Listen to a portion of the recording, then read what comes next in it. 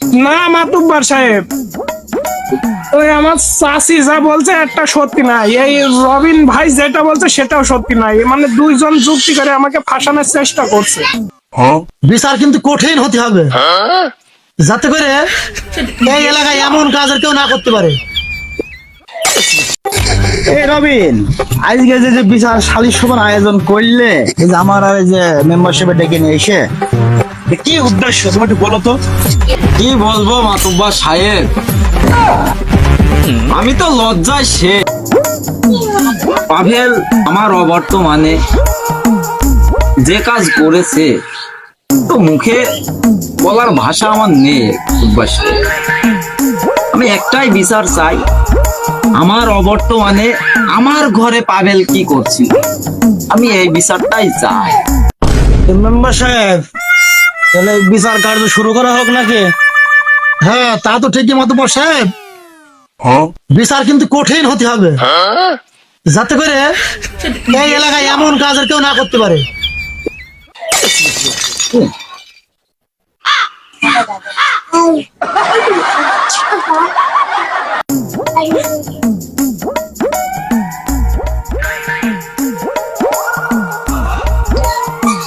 মাতুব্বার সাহেব, ওই রবিন আমার চাচা হয়, তো আমি যদি এখন ওই চাচার ঘরে যাই উঠি, এটা কি আমার অপরাধ? আর সেই সময় চাচি যে ঘরে থাকে, এটা কি খারাপ কিছু? কিরে রবিন, পাভেল কি তোর ভাতিজা হয়?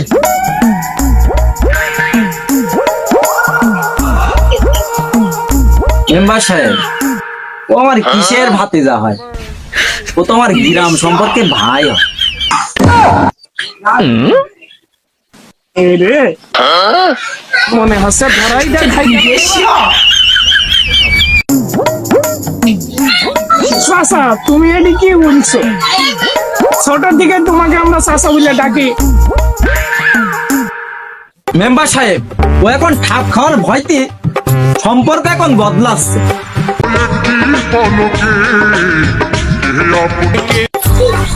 মেম্বার সাহেব, না, আসামি তো আর একটা আছে, ওই যে রবিনের বউ, ও তো একটা আসামি, তাই না? ওর কাছে তো কিছু জিজ্ঞাসা করার দরকার আছে, না কি বলেন?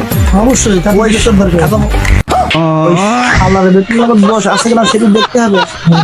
তাও ঠিক, কারণ এই ফ্যামিলি তো আলুর দোষ। ও, তাই নাকি? ওই আসামির আগে জিজ্ঞেস করা হোক। আপনি জিজ্ঞেস করেন। আচ্ছা, এই যে মা, তুমি বলো তো, পাভেল কি তোমার কিছু করেছিল? কিছুই করেনি, ও এসে আমাকে বললো, ভাবি ভাবি আমি রাতে একটা স্বপ্ন দেখেছি, আমি তোমার ওই তুলতুলে গালে একটা চুমু খেয়েছি। ও আরো বললো, আমার স্বপ্ন পূরণ করে দাও। এই পর্যন্ত,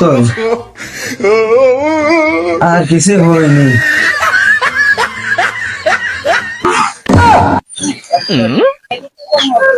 পাভেল, এই যে রবিনের বউ যে কথা বললো, এটা কি সত্যি আসলে?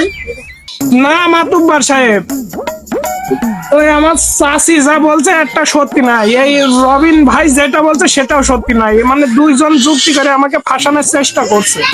এই শালা, একদম স্যান্ডেলে মুখ জুতে দেবো শালা। একটু আগে রবিনের বললে চাচা, এখন বলছি ভাই। শালা শালা, তোরই তো দোষ দেখছো শালা। মাতুব্বর সাহেব, এই শালা মেন শয়তান মনে হচ্ছে। এত বড় স্বামী হচ্ছে, আমাদেরকে একটু নাস্তানি হবে না? মাতুব্বর সাহেব, যেহেতু বড় বিচার, একটু হালকা বদলা খাওয়া দাওয়ার আয়োজন করলে হয় না?